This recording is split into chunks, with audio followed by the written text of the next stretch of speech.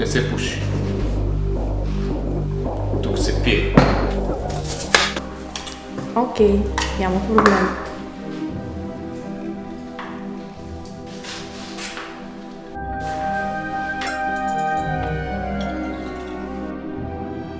Какви бяха отношенията с градинара? Него преди година и половина те поддържа задния ми двор. Благодарение на него зацъфтя увяхналата ми градина.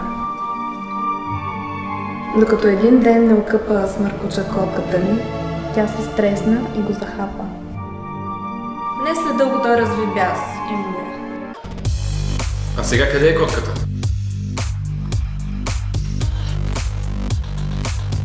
Време е да охладим страстите.